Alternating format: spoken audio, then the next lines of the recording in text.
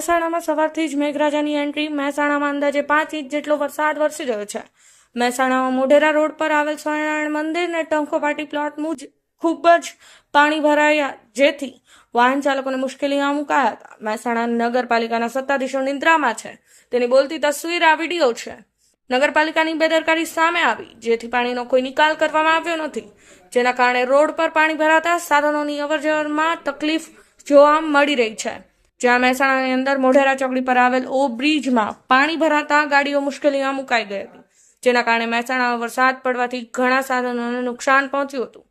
સમગ્ર નુકસાની કોણ ભોગવશે? મહેસાણા નગરપાલિકા દ્વારા વેરો ટાઈમ ટુ ટાઈમ લઈ લેવામાં આવે છે, ત્યારે જનતાની સુવિધાઓ કેમ આપી શકાતી નથી?